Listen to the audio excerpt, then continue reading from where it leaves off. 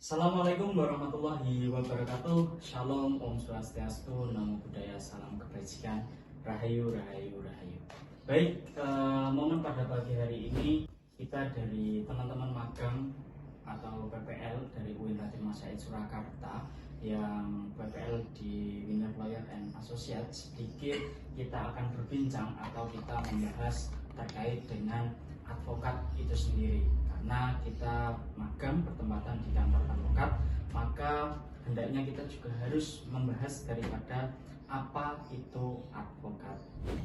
Oke, mungkin sebelum kita beranjak pada pembahasan advokat itu sendiri, kami sedikit atau singkatnya akan memperkenalkan diri. Mungkin dari saya sendiri bernama Muhammad Al-Maliki, peserta daripada magang di Winner Lawyer and Associates. Mungkin dilanjutkan oleh rekan saya.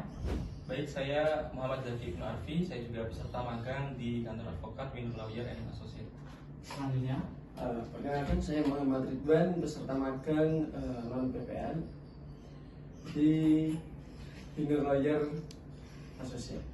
oke teman-teman, pada momen pembahasan kali ini kita eksplisitkan yang menjadi tagline pembahasan kita pada pagi hari ini adalah terkait dengan advokat itu sendiri. Nah, kalau kita berbicara mengenai advokat itu sendiri, mungkin kita juga berbicara panjang mengenai sejarah, tugas, fungsi, dan wewenang dan lain sebagainya. Nah, mungkin kita sedikit mengulas atau mengkulik ke belakang terkait dengan advokat itu sendiri. Nah, singkatnya pada zaman dahulu sebelum adanya Undang-Undang Nomor 18 Tahun 2003 itu ada beberapa penyebutan terkait dengan advokat. Ada yang kita sebut sebagai dulunya adalah prokol, kemudian beranjak lagi atau berkembang lagi menjadi pengacara. Nah, namun pada eranya di tahun 2003 undang-undang tersebut atau penyebutan terkait dengan prokol kemudian pengacara itu sudah berganti menjadi advokat. Nah, tentunya pada penjelasan daripada undang-undang tersebut sudah memberikan gambaran jelas terkait dengan advokat itu sendiri. Nah, tentu kalau kita berbicara sejarah nantinya akan panjang karena ada beberapa pembahasan yang menjadi isu terkait dengan sejarah daripada advokat itu sendiri. Karena pada zaman dulu yaitu di era kemerdekaan, kemudian pada era Orde Baru dan dibagi lagi menjadi era reformasi dan masa kini atau hingga reformasi dan saat ini. Nah, mungkin langsung saja pada pembahasan kita kali ini yaitu terkait dengan keadvokatan itu sendiri. Mungkin bisa dijelaskan sedikit terkait dengan apa sebenarnya advokat itu. Nah, karena mungkin kita banyak daripada masyarakat ataupun mahasiswa yang masih awam terkait dengan advokat. Mungkin bisa dijelaskan oleh rekan saya Ibnu terkait dengan advokat itu sendiri apa? Oke, baik. Jadi advokat itu sendiri dalam Undang-Undang Nomor 18 Tahun 2003 itu menjelaskan bahwa advokat itu adalah orang yang berprofesi memberikan jasa hukum, baik di luar pengadilan, seperti misalnya melakukan mediasi ataupun konsultasi atau arbitrase. Biasanya itu disebut dengan non litigasi. Nah, selain non litigasi itu juga di dalam pengadilan seperti menangani suatu kasus atau perkara baik itu perdata maupun pidana atau biasa disebut dengan litigasi.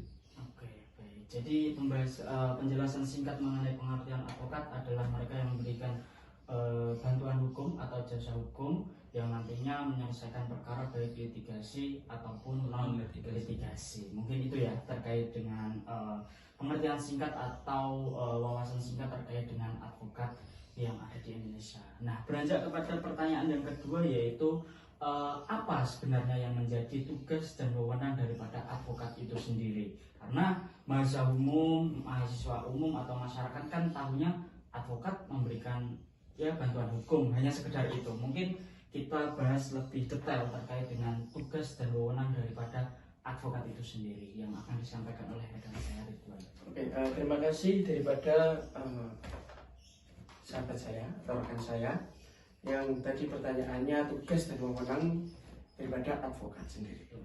Ya jelas di advokat sendiri memberikan jasa konsultasi, jasa hukum. Itu ada konsultasi hukum, terus bisa mendampingi pada saat jalannya persidangan. Setelah itu nanti bisa juga memberikan mediasi terhadap klien yang percaya kepada advokat itu untuk membantunya pada saat jalan persidangan. Mungkin singkatnya seperti itu. Itu sudah include daripada tugas dan wewenang daripada advokat itu sendiri ya? Ya. Oke, terima kasih. Itu juga diatur di Undang-Undang Nomor 18 Tahun 2003. Itu sudah dijelaskan dan tertera di situ juga tugas dan wewenang daripada advokat itu sendiri. Berarti lebih jelasnya terkait dengan tugas dan wewenang daripada advokat itu diatur di dalam Undang-Undang Nomor 18 Tahun 2003. Mungkin itu teman-teman. Nah, yang selanjutnya adalah terkait dengan berbicara mengenai penegakan hukum yang ada di Indonesia. Itu tentu banyak sekali lembaga-lembaga yang diperbantukan atau ditugaskan lah istilahnya menjadi seorang penegakan hukum. Ada, kalau kita kenal dengan istilah yang ada di Indonesia itu disebut sebagai caturwangsa, di mana ada 4 yang menjadi lembaga daripada penegakan hukum itu sendiri. Ada kepolisian, kejaksaan, kemudian hakim, dan yang terakhir advokat. Nah, di sesi momen diskusi ini ingin saya detailkan atau saya pertanyakan terkait dengan apa yang menjadi pembeda antara kinerja daripada advokat ataupun daripada 3 lembaga yang menjadi penegak hukum lainnya.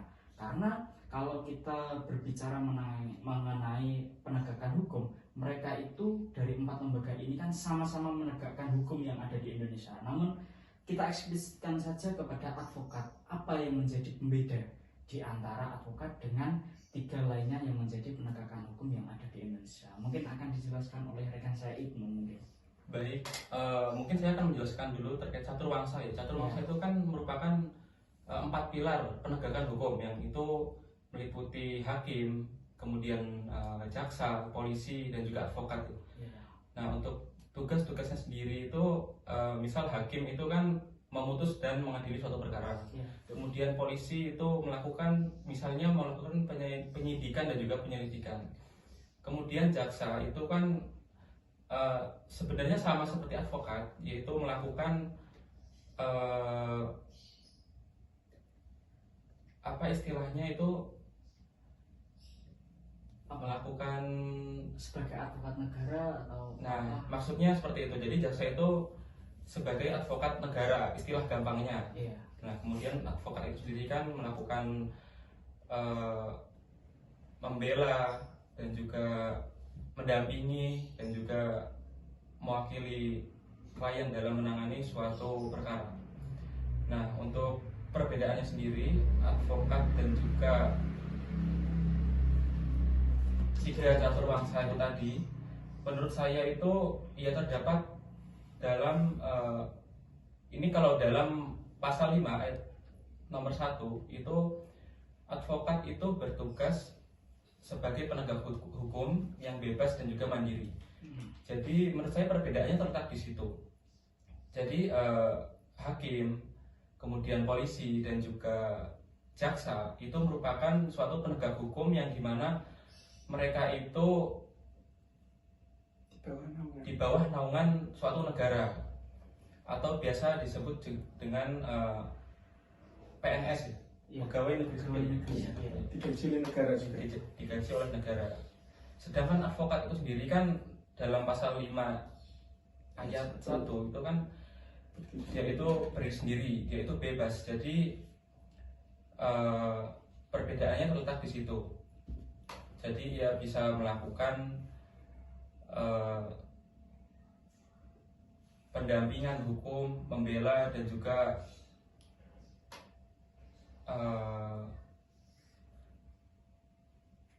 menjadi ini daripada membantu daripada klien yang sudah mendapatkan seperti itu. Oke, itu ya eksplisit terkait dengan perbedaan daripada advokat dan 3 lembaga lainnya yang sama-sama sebenarnya menjadi lembaga penegakan hukum yang ada di Indonesia. Tentu eksplisitnya kita bahas pada Undang-Undang Nomor 18 Tahun 2003, yaitu pada pasal 5 ayat 1 ya tadinya. Nah, mungkin teman-teman bisa mengulik lebih dalam terkait dengan apa yang menjadi pembeda di antara catur wangsa, terutama di advokat tadi, dan teman-teman bisa eksplor lebih mendalam pada undang-undang yang sudah disebutkan tadi pada Undang-Undang Nomor 18 Tahun 2003, utamanya pada pasal 5 ayat 1. Nah, itu. Nah, mungkin yang menjadi pertanyaan terakhir atau menjadi diskusi kita pada sesi kali ini yang terakhir adalah terkait dengan mungkin banyak daripada teman-teman mahasiswa hukum yang masih membingungkan bagaimana sebenarnya tahapan atau cara menjadi seorang advokat itu sendiri, karena banyak sekali mahasiswa hukum yang pada akhir-akhir ini yang kebingungan akan profesi apa yang mau mereka ambil. Nah, mungkin di sini advokat bisa menjadi langkah atau garda depan daripada teman-teman yang kebingungan akhirnya untuk mengambil profesi apa. Nah, mungkin akan dijelaskan oleh rekan saya Ridwan terkait dengan bagaimana atau tahapannya apa saja untuk menjadi seorang advokat itu sendiri. Oke, langsung saja. Tahapan untuk menjadi advokat sendiri itu ada 4 tahapan. Yang pertama, kita harus mempunyai gelar SH atau sarjana hukum. Ya, kita bisa raih itu nanti ketika ada di mahasiswa atau di sebuah lembaga universitas itu mempunyai gelar SH atau sarjana hukum. Yang kedua, setelah nanti kita lulus dari sarjana hukum atau gelar SH tadi, kita harus sekolah pendidikan PKPA atau pendidikan khusus profesi advokat itu. Nah, yang setelah itu nanti kita magang terlebih dahulu. Boleh magang, boleh langsung UPA atau ujian profesi advokat itu. Selanjutnya setelah itu nanti dilakukanlah sumpah, dan sumpah itu tadi harus cakap umur. Umurnya minimal menjadi advokat atau bisa dilantik sumpah itu berumur 25 tahun. Jadi jika masih di bawah 25 tahun itu belum bisa untuk diangkat sumpah. Dan kita harus setelah lulus gelar SH selama 2 tahun itu baru juga bisa diangkat sumpah untuk menjadi profesi advokat. Jadi ada tahapannya itu tadi, gelar SH, PKPA, UPA, dan habis itu nanti terakhir adalah sumpah. Itu tahapannya tadi. Tuh. Oke, berarti tadi kan menarik pembahasan terkait dengan harus 2 tahun terlebih dahulu lulus daripada sarjana hukum. Berarti kan semisal kita sudah umur 25 namun kita baru lulus dari sarjana hukum ini semisal, berarti kita harus menunggu 2 tahun terlebih dahulu tadi. Oke, itu tadi teman-teman terkait dengan pembahasan kita yang terakhir, yaitu terkait dengan langkah-langkah menjadi seorang advokat itu sendiri. Nah, mungkin itu teman-teman yang menjadi pokok pembahasan kita pada pagi hari ini terkait dengan keadvokatan. Tadi kita sudah bahas terkait dengan apa itu advokat, kemudian tugas dan wewenang, kemudian yang membedakan antara advokat dengan 3 penegak hukum lainnya atau kita sebut sebagai catur wangsa, dan yang terakhir kita membahas terkait dengan tahapan menjadi seorang advokat. Nah, mungkin itu pembahasan pada sesi kali ini terkait dengan advokat, yang mungkin pada pasca ini kita akan membahas terkait dengan hal-hal lainnya yang perlu kita bahas juga. Nah, mungkin sebelum kita akhiri pada sesi diskusi pada pagi hari ini, mungkin bisa daripada teman-teman memberikan sedikit closing statement untuk menutup diskusi pada sore hari ini. Silahkan dari rekan saya Ridwan. Oke, closing statement dari saya adalah kita itu negara hukum, di negara Indonesia negara hukum, dan itu ada Guillaume mengatakan bahwasanya equality before the law. Semua orang sama di mata hukum. Jadi kita jangan takut hidup di negara ini karena kita ini diawasi oleh hukum. Jadi setiap langkah atau setiap gerak-gerik yang kita lakukan itu ada hukumnya semua. Dan di mata hukum itu kita sama, dari orang kecil, dari orang orang nggak punya maupun orang kaya itu sama di mata hukum, seperti itu. Itu closing statement dari saya. Oke, artinya kita sebagai rakyat Indonesia yang diatur oleh hukum, di mana ada yang disebutkan oleh teman saya, rekan saya Ridwan tadi, yaitu equality before the law. Artinya kita sebagai orang atau masyarakat Indonesia itu kedudukannya semua sama di hadapan hukum. Mungkin selanjutnya closing statement dari rekan saya Ibnu mungkin singkat saja ya. Ubi societas ibi ius, yang itu berarti bila tidak ada masyarakat berarti tidak ada hukum. Oke, baik. Menarik sekali ya, itu ada yang dibawakan oleh rekan saya Ibnu, Ubi societas ibi ius, di mana ada masyarakat di situ pastinya ada hukum. Nah, mungkin untuk mengakhiri pada sesi pagi hari ini terkait dengan tadi pembahasan keadvokatan, closing statement sedikit dari saya adalah kita sebagai masyarakat Indonesia, kita sebagai manusia hukum tidak boleh apatis akan adanya hukum yang ada di Indonesia, karena kita sebagai mahasiswa kita sering disebut sebagai agent of change, agent of social control dan lain sebagainya. Kita sebagai mahasiswa harus membawa perubahan yang nyata dan berdampak kepada masyarakat. Untuk itu kita sebagai mahasiswa hukum terus tegakkanlah keadilan dan hukum yang ada di Indonesia. Via Justitia Ruat Caelum. Terima kasih, dan kami daripada teman-teman ini pamit undur diri, dan nanti kedepannya semoga bisa membawakan hal yang lebih menarik untuk kita bahas. Terima kasih. Wassalamualaikum warahmatullahi wabarakatuh. Waalaikumsalam.